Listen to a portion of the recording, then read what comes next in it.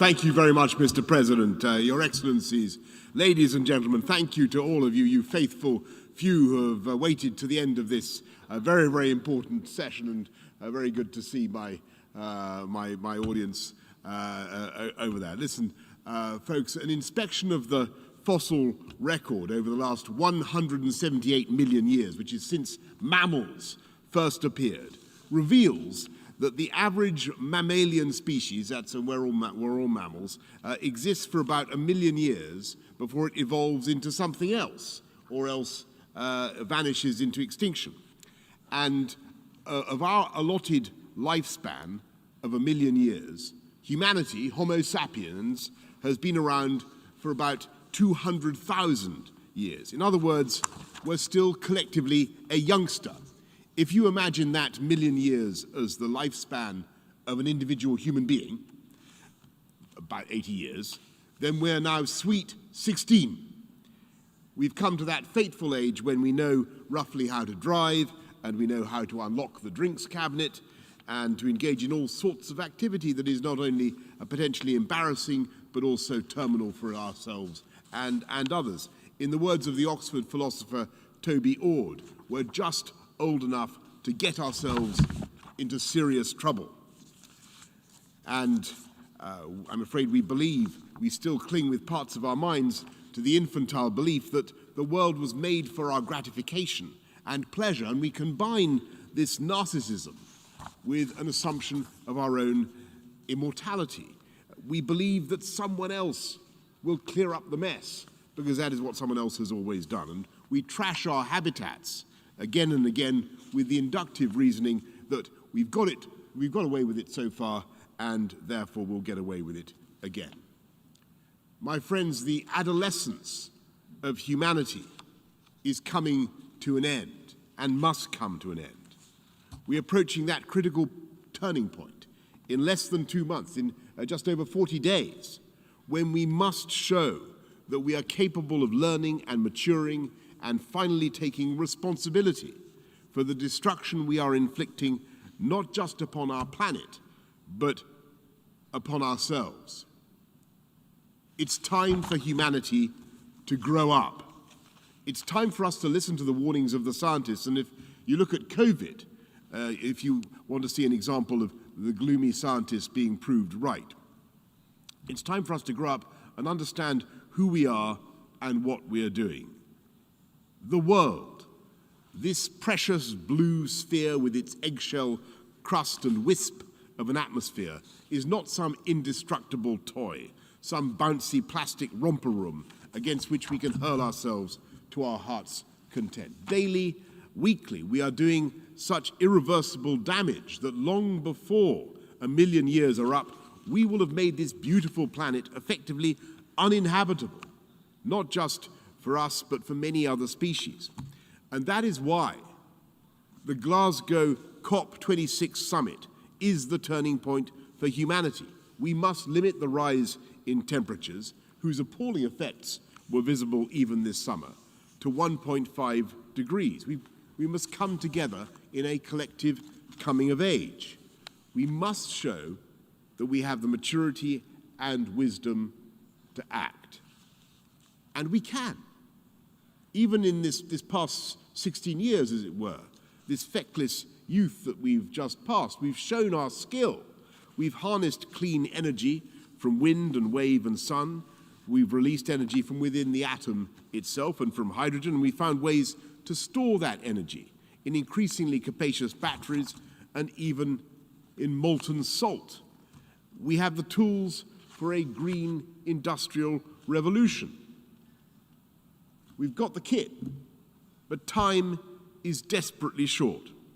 2 days ago, here in New York, we had a session in which we heard from the leaders of the nations most threatened by climate change: the Marshall Islands, the Maldives, Mr. President, Bangladesh, and many others. And they spoke of the hurricanes and the flooding and the fires caused by the extreme meteorological conditions the world is already seeing. And the tragedy is that because of our past inaction, there are further rises in temperatures that are already baked in. And my friends, baked is the word. If we keep on the current track, then the temperatures will go up by 2.7 degrees or more by the end of the century. And never mind what that will do to the ice flows, dissolving like ice in your martini here in New York. We will see desertification, drought, crop failure, and mass movements of humanity on a scale not seen before.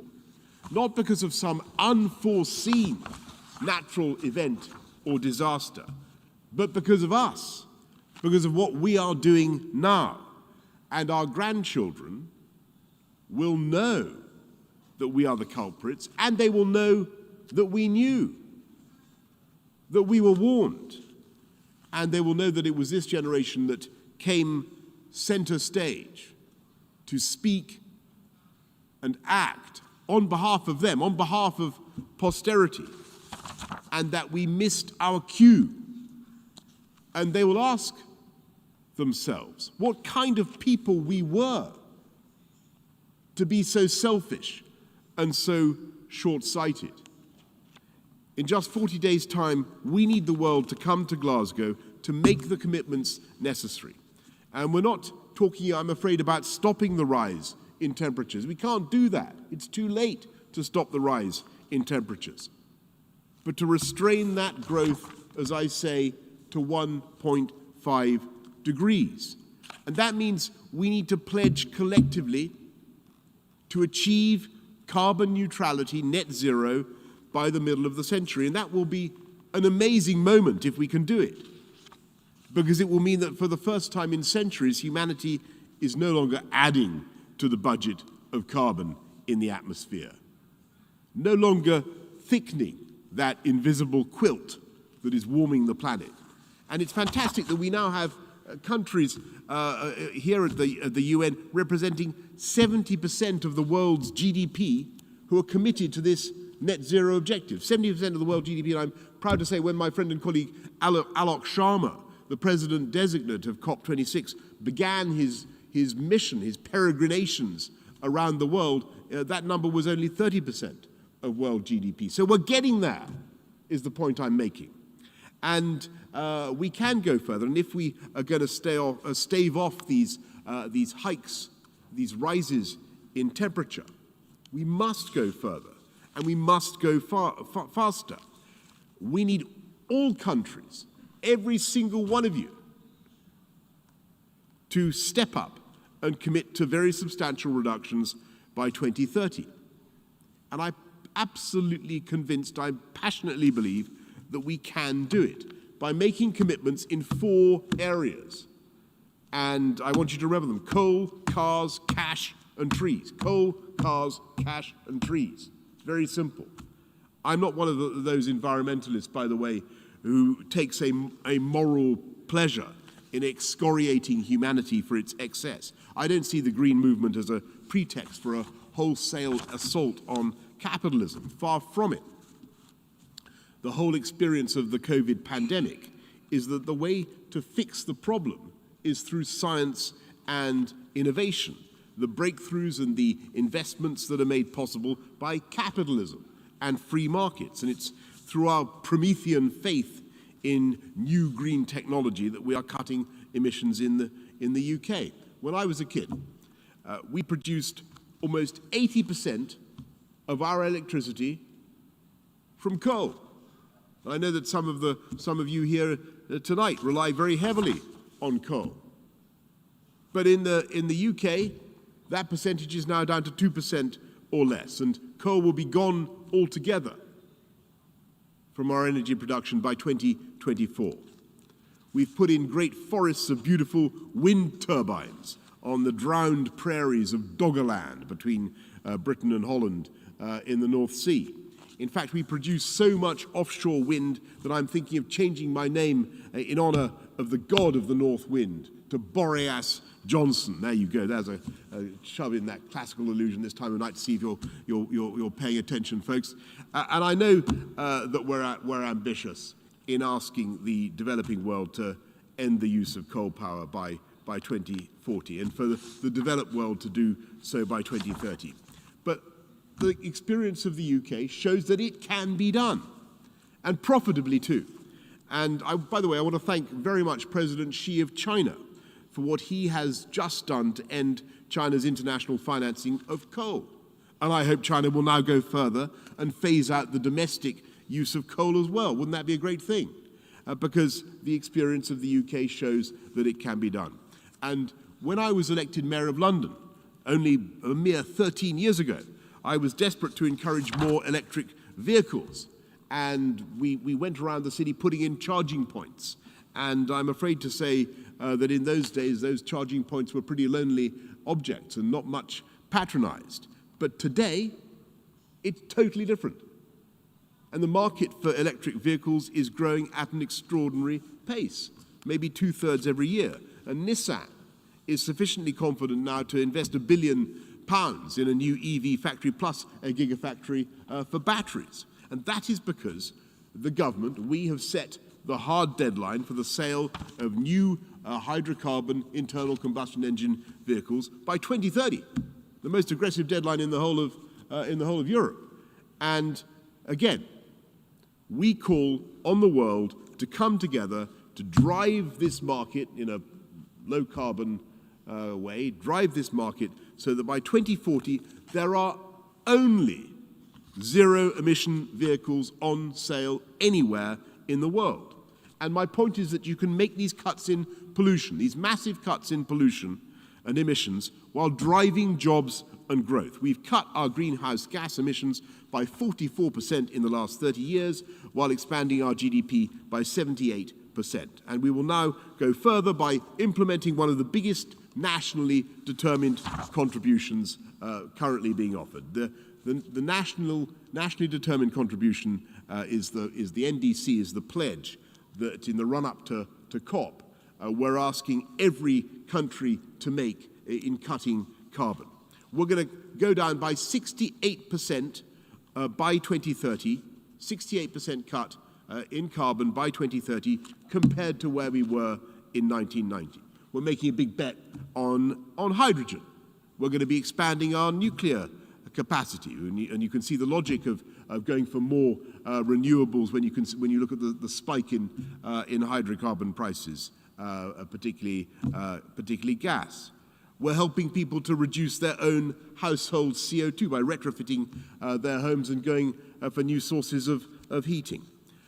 We're working towards Jet Zero, the first large guilt-free, carbon-free passenger plane. And we also recognize that this is not just about using technical fixes, technology to cut CO2. We also need to work together around the world to restore the balance between humanity and nature, a balance that's obviously been proved so hopelessly out of whack by the emergence of a zoonotic pandemic, for instance. We need to halt and reverse the loss of trees and biodiversity by 2030. Halt and reverse the loss of trees by 2030. That's what we should do. A pledge to do that at the COP in just 40 days' time. And that's why we in the UK are committed to beautifying the landscape, strengthening our protection against flooding by planting millions more trees, beautiful trees that stop soil erosion, provide habitats for insects and birds and mammals, and which of course help to fix carbon in the atmosphere. We must also work towards the crucial UN Summit on Biodiversity in Kunming in China. And by the way, on the subject of planting trees, we're going to do millions in the UK, but I was absolutely blown away. I invite everybody to follow the example of Imran Khan of Pakistan, who has pledged to plant 10 billion trees in Pakistan alone, and he's going some. And I think it's very important that we in the developed world recognize our obligation to help less developed countries down this path in all these technologies. And we've got to be honest. We in the United Kingdom, we in Britain, started this industrial hydrocarbon-based revolution. We were the first to send great puffs of acrid smoke into the heavens on a scale big enough to derange the natural order.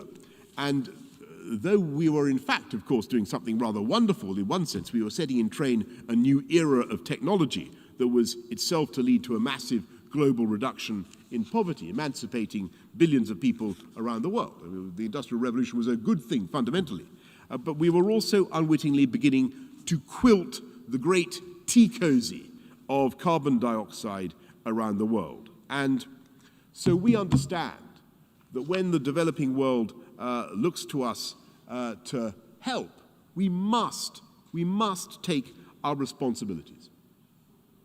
And that's why 2 years ago when I last came here, Mr. President, to UNGA, I committed that the UK would provide £11.6 billion to help the rest of the world to tackle climate change. And I want you to know that in spite of all the pressures on our finances in the UK caused by COVID, we have kept that promise to the letter. And so I'm very pleased and encouraged by some of the pledges we've heard here at UNGA, including from Denmark, and now a very substantial commitment from the United States that brings us within touching distance of that $100 billion pledge that we need every year. But we must go further, and we've got to be clear that government alone and government cash alone is not going to be enough. We must work together so that the international financial institutions, the IMF, the World Bank, are working with governments around the world to leverage in the private sector, because it is the trillions of dollars of private sector cash that will enable developing nations and the whole world, all of us, to make the changes necessary. And to give an example, it was the UK government that set the strike price under the contract for difference system, the strike price for the private sector to come in and transform our country into the Saudi Arabia of wind. And if you see what I mean. We don't resemble Saudi Arabia in many ways, but we, in terms of offshore wind, we produce more offshore wind than any other country in the world. And only yesterday, the UK's first sovereign green bond raised £10 billion on the markets from hard-headed investors who want to make money. And my point is that these investments will not only help the countries of the world to tackle climate change, they will produce millions, I mean literally in the decades to come, millions and millions of high-wage, high-skill jobs. And today's workforce and the next generation of green-collar workers will have the extra satisfaction of knowing that they're not only doing something useful and well remunerated, providing green energy, but also helping to save the planet at the same time. Every day, green startups are producing new ideas, from feeding seaweed to cows to restrain their traditional signs of digestive approval, to using artificial intelligence and robotics to enhance food production, capture CO2, put it into brownies, and so on. And it's these technological breakthroughs that will cut the cost for consumers, so that we have nothing to fear and everything to gain from this green industrial revolution. And when Kermit the Frog sang, "It's not easy being green." You remember that one? I want you to know that he was wrong. He was wrong. It is easy. It's not only easy, it's lucrative, and it's right to be green. By the way, he was also unnecessarily rude to Miss Piggy, I thought, Kermit the Frog. But it is easy to be green. We have the technology, as we used to say when I was a kid. We can do it. We have, so in 40 days' time, we have the choice before us. The poet Sophocles is often quoted by me anyway, as saying that there are many terrifying things in the world, but none is more terrifying than mankind.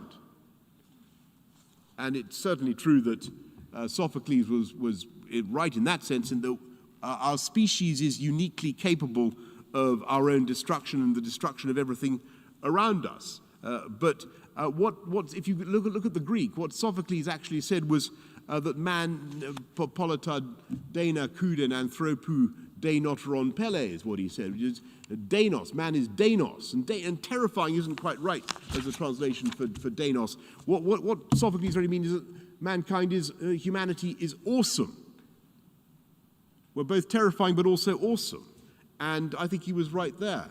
We have an awesome power to change things, and to change things for the better, and an awesome power to save ourselves.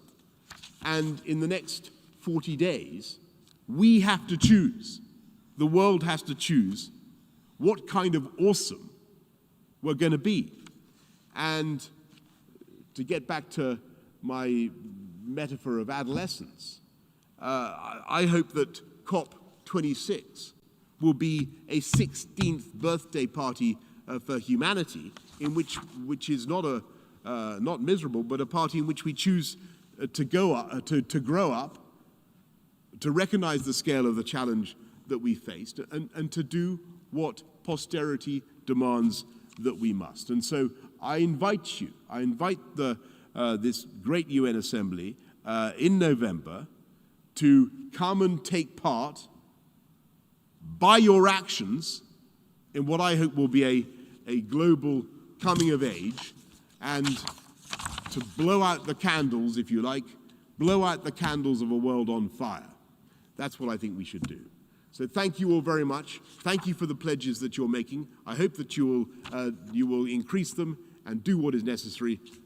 And Mr. President, see you in Glasgow. Thank you.